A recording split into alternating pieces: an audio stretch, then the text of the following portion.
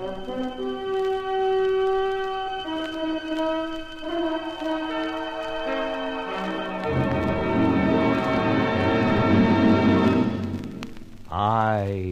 have been here. The Grey Goose, Adventures of a Modern Robin Hood.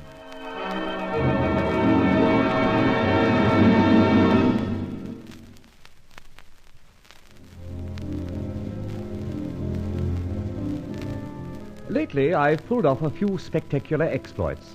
But contrary to my own ideas, while being successful, they haven't paid dividends. That is, to Rolland Fletcher. That is, myself. True, I've put paid to the accounts of many of our 40 thieves, of whom you've heard. But in sheer profit, Barbara Havisham and myself have hardly netted the wherewithal.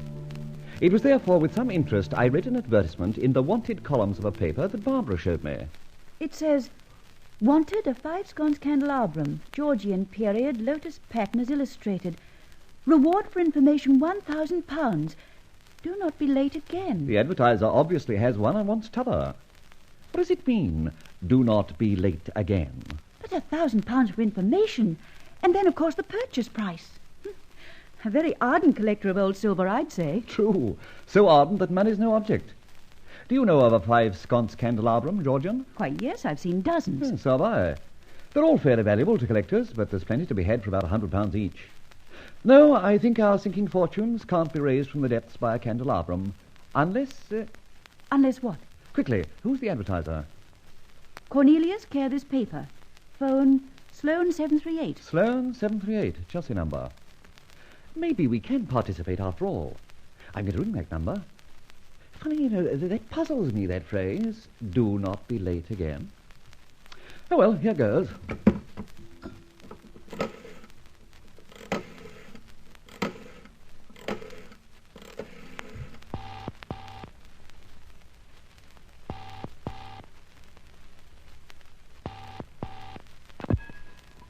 Madame Cornelius, resident? I'm answering the advertisement in the Connoisseur. Candelabrum. I hope I'm not late again. I will tell Madame. Please wait. Jiminy Cricket, I've struck something. Yes, I am Alva Cornelius. What of the article you mentioned? Is it worth all that money? Oh, well, I think that Madame will be satisfied with the pattern. Look, my friend, I don't know your voice, and I'm sure you haven't the candelabrum that will match the one I want. Good day. Oh, hung up on me. Oh, what do you make of that? How is this woman to know that I haven't the one she wants? Furthermore, she said she didn't recognize my voice. What does that mean? It can only mean one thing, that she wants a particular candelabrum, wants it, and only someone she can recognize can supply it. Go on, Sherlock Holmes. Can you track down £1,000? No, I can't yet. This candlestick business is a blind, though, of that I'm certain. She's promised someone £1,000 for a particular piece. So I stirred up the grey matter a little, and I feel that the delivery of Georgian lotus pattern candelabrum is a sort of routine between Alva Cornelius and others. So obviously I'm not the one, or the voice she was expecting to hear from. Then it's a blue duck. On the contrary, it's a grey goose. Now, let's look up Cornelius, Chelsea 738. I've already done so. Give me that phone book. Ah. So, Madame Alva Cornelius leaves at 17 Cheney Walk, Chelsea. But she doesn't like your voice. Well, she's going to hear more of it, because I'm going to see her and find out why. You see, I want that £1,000. So, what happens now? This. I have a pair of lotus twine Georgian candelabra, and I'm taking one along with me.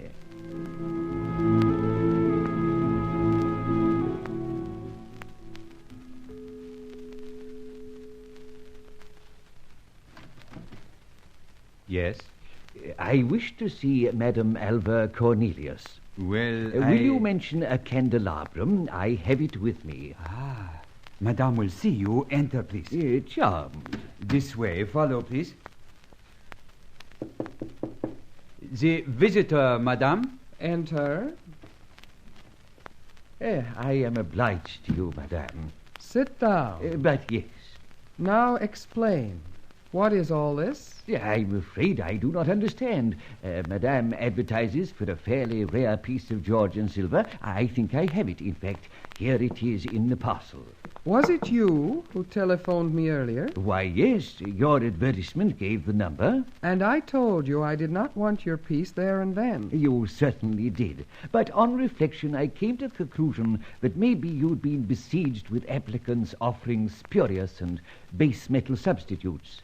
Thus, I was encouraged to think that I, having possession of the genuine article, could engage your attention. My friend, I told you that the candelabrum you mentioned over the phone was not the one I want. So you did, but just look at it. You obviously are a connoisseur. This piece is beyond criticism. It's the genuine article. It doesn't suit me. It is not the article I want, and you are not the man I expected. The one who was supposed to bring it to me. It's not many collectors I've met who, in demanding a fairly rare piece, demand a particular man to go with it. All right, we'll stop all this. You, whoever you are, have pursued a hunch, I believe. In doing so, my friend, you've poked your nose into something that doesn't concern you. That may prove very dangerous. I'm indeed sorry. You must excuse the enthusiasm of a dealer. Quiet. I've yet to be persuaded you are a dealer. I assure you, madame, £1,000 reward makes any dealer enthusiastic. All right. As a dealer, what odd candelabrum would be worth £1,000 reward plus its price? Yeah, there you have me. But I assure you, reason or no reason, value or no value, £1,000 brought me to your door in quite a hurry. You are either an old fool and an honest one, or a very clever crook. Oh, madame. I haven't yet made up my mind. If I find you're the former, you may go when I'm ready. If the latter, so much the worse for you, old man as you may be. Wait, a visitor. You, Monsieur Bernet. I will tell her. Come. Monsieur Bernet has called. Good. Show him in. Has he a parcel with him? Yes, madame. Very well. Ah, Bernet, my friend, come along in. You are almost late, eh? But not too late. Madame, I intrude. Perhaps you have a guest. You do not intrude. I'll explain. This is a stranger. So? A collector, like you, like me. You're all collectors together, eh? Quiet, you. Bernet, he has brought me a candelabrum. And I have also. Will you look at the one he's brought? Do you think, Bernet, I would want it? Of a certainty, no. I have the particular one you require. So, Mr. Collector, you see. I see I'm to be swindled out of a reward and the price of my piece. Let me see yours, sir. Why, it hasn't even the feel of mine. The silky touch, the soft edges of the embossment. Put that down at once. But certainly, it's a very poor example, and I really don't...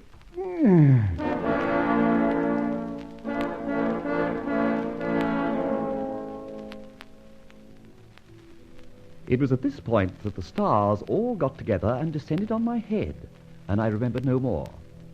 However, it was still dark when I came to, with the head buzzing like the middle of a fanfare. Then the hammers stopped, and a white flashlight was shone in my eyes. That didn't help at all, especially as I gradually became aware that the American lady and friend Burnley were gazing at me. Who is he, think you? I don't know, but he's certainly not the elderly gentleman he made himself out to be. About 50 years, I think. If that's an insult, I'm only 43.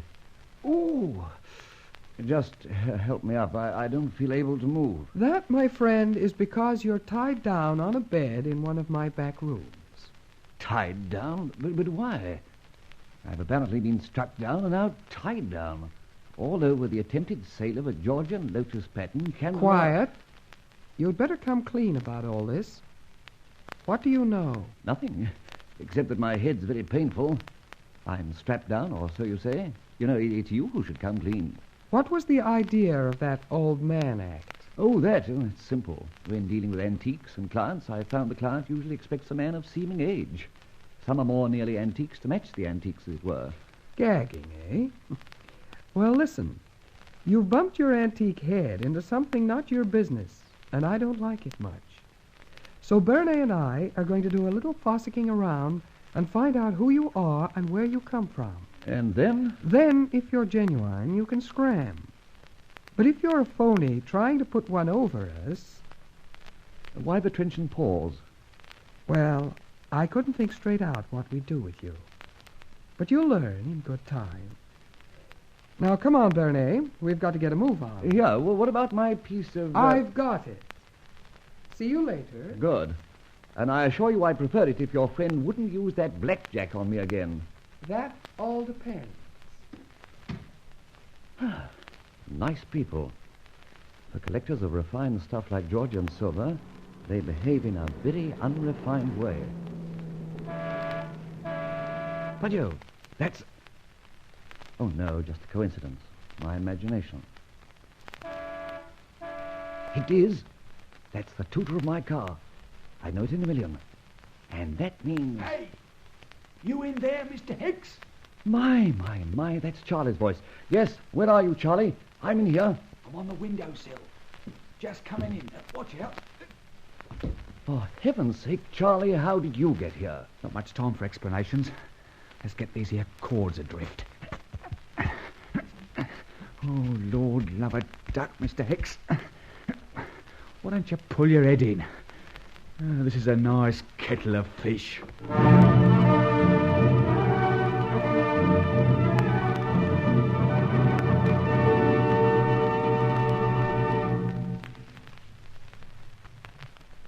When one thinks of Rowley's situation, one is rather inclined to think Charlie Austin's suggestion is not a bad one. But apparently the dangerous path will always beckon the Grey Goose.